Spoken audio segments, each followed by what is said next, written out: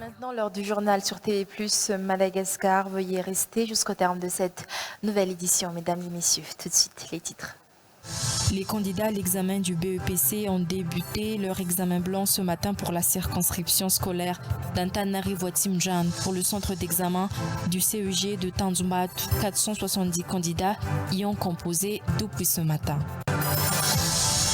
Les alizés seront modérés au cours des 3 prochains jours ainsi qu'en fin de semaine. Le temps sera sous l'influence d'un vent d'alizé modéré au milieu de cette semaine, selon les prévisions météorologiques. Les pluies intermittentes devraient continuer dans le nord-est de la Grande Île en ce début de semaine. Dubaï sera le centre d'échange économique entre les opérateurs du secteur privé malagasy et les opérateurs émiratis de Dubaï pendant 2 jours.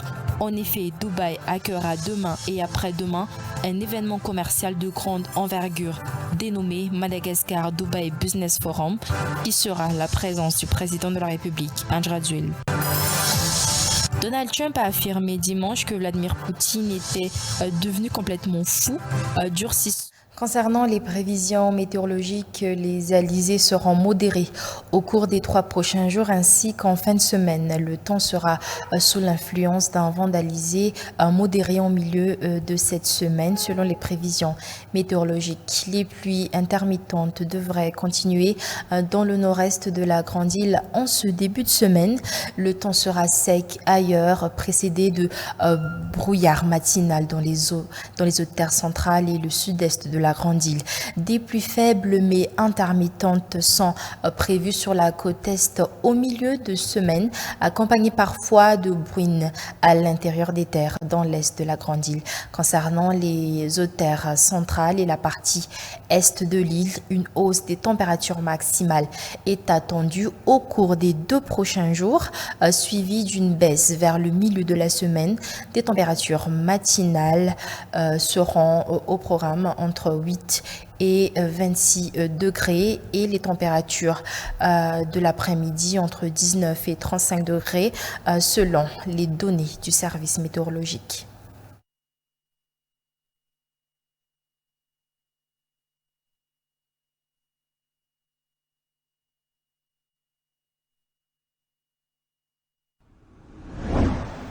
Éducation, les candidats à l'examen du BEPC ont débuté leur examen blanc ce matin pour la circonscription scolaire d'Antananarivo-Tsimjan. Pour le centre d'examen du CEG de Tanzumbat, 470 candidats y ont composé depuis ce matin. Il s'agit de l'unique examen blanc organisé chaque année par la Cisco.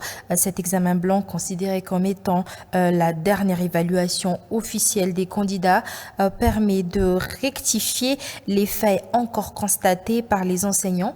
Selon le chef du centre, à titre de rappel, l'examen du BEPC se tiendra du 30 juin au 3 juillet 2025. Les détails au micro de Anne-Charles Larceau. À presque un mois de la session du BEPC, le renforcement des connaissances des candidats à cet examen se poursuit. À part les séances de révision intensive habituelles en classe et les traitements de sujets types, la réalisation d'examens blancs dont le déroulement est similaire à celui de l'examen officiel se présente comme étant l'une des meilleures méthodes pour préparer les candidats à affronter cet examen selon les enseignants. Chaque établissement scolaire organise tous les ans, avant la tenue des examens proprement dits, ses propres examens blancs pour évaluer les connaissances de leurs candidats aux examens officiels et pour ensuite apporter les améliorations nécessaires. Mais à part ces examens blancs réalisés par les établissements scolaires, les circonscriptions scolaires en organisent également au profit de tous les établissements qui sont regroupés en elles. Pour la Cisco d'Antananarivo-Tsimjan, cet examen blanc commun a débuté ce jour pour ne prendre fin que jeudi prochain.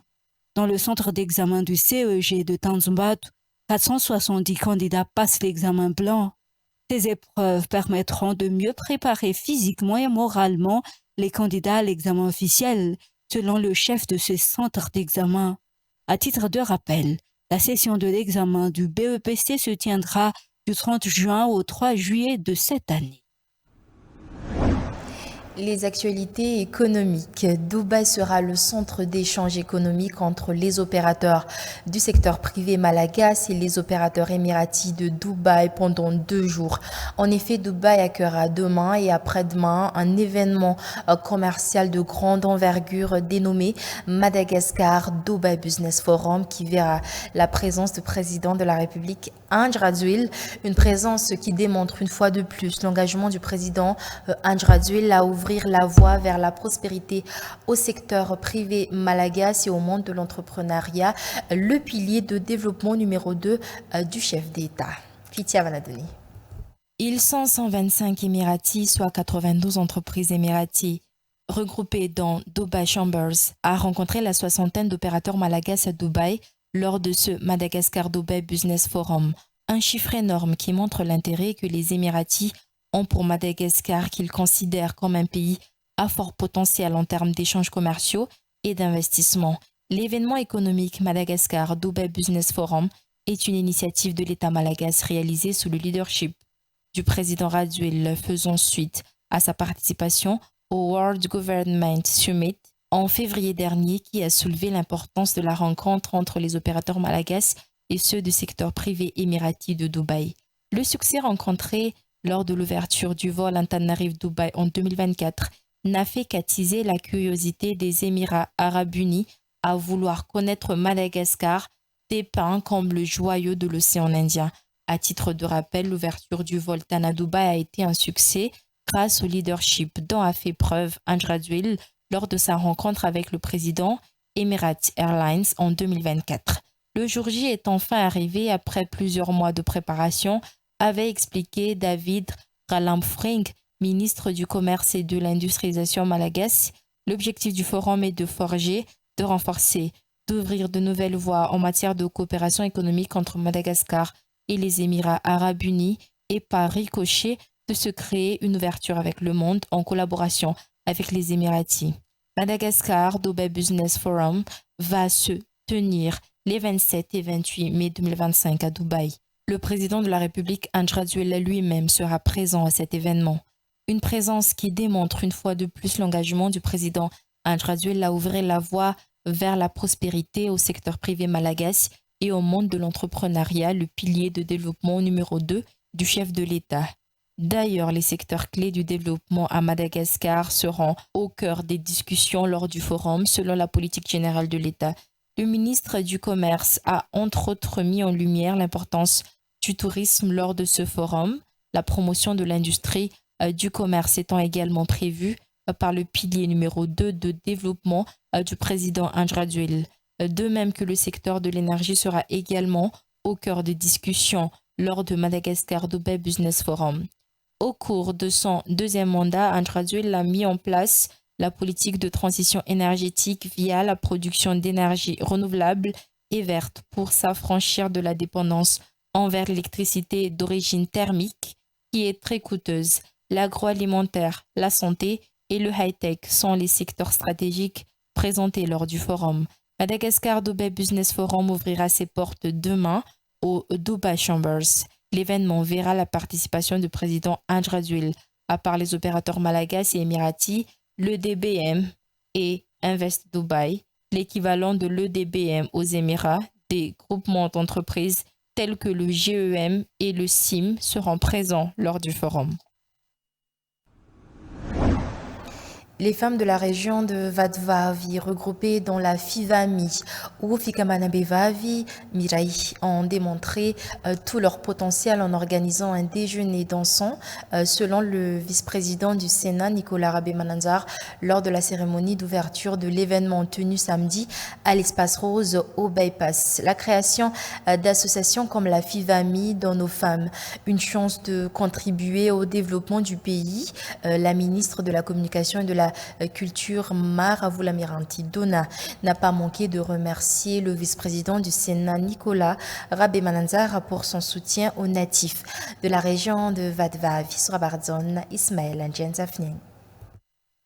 La FIVAMI ou Fikamalambia Vadvav Mraï, créée officiellement en 2015, a pour objectif de fournir un soutien aux femmes des 3 districts dans la région de Vadvav, qui sont Nusvalk, Mananzar et Fanadzin, selon sa présidente. Depuis, l'association a effectué de nombreuses actions sociales dans la région de Vadvav, voulant démontrer tout son potentiel et pour témoigner de la solidarité entre les femmes natives de la région de Vadvav. L'association a organisé un déjeuner dansant samedi dernier. Pour cette année, l'association FIVAMI s'est fixée comme objectif de mettre en place ses antennes dans les autres régions, d'après sa présidente. La ministre de la Communication et de la Culture, Maravula Miranti Dona, membre de cette association et marraine de la soirée, en mission à l'étranger lors de la tenue de ce déjeuner dansant, a adressé ses remerciements par visioconférence au vice-président du Sénat, Nicolas Rabemananzar, pour son soutien aux natifs de Vadvav. Il a toujours été là pour nous soutenir, selon Maravula Miranti Dona, ministre de la Communication et de la Culture. Cet événement de samedi a été une véritable démonstration de solidarité réalisée dans l'unité, d'après toujours Maravula Miranti Dona, lors de son discours en visioconférence. Le vice-président du Sénat, Nicolas Rabemananzar, pendant son allocution, a rappelé que le président de la République, André Rajoelina, faisait tout pour mettre en valeur les femmes.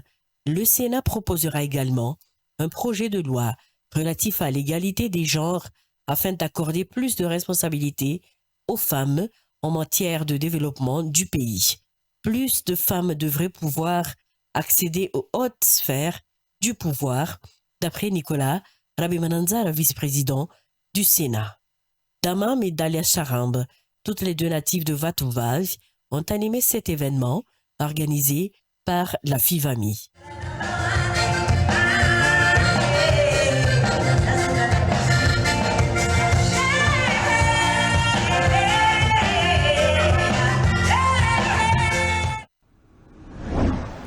Les actualités internationales, Emmanuel Macron démonte toute scène de ménage avec sa femme après que des images tournées par l'agence américaine Associated Press à l'arrivée d'Emmanuel et Brigitte Macron au Vietnam ont suscité une polémique. Les détails.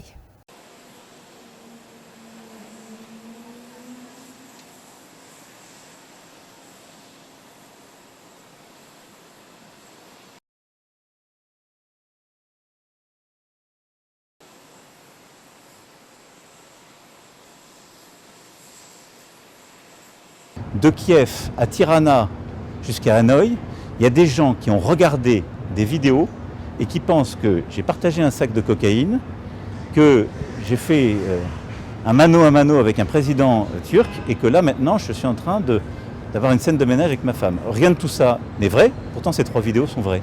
On fait dire à une vidéo beaucoup de bêtises.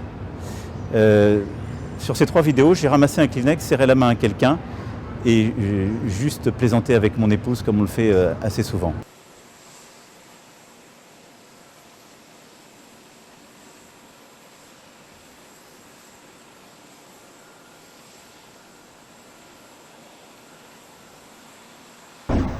Nous arrivons au terme de cette édition. Soyez au rendez-vous tout à l'heure dans le journal en version malagasy.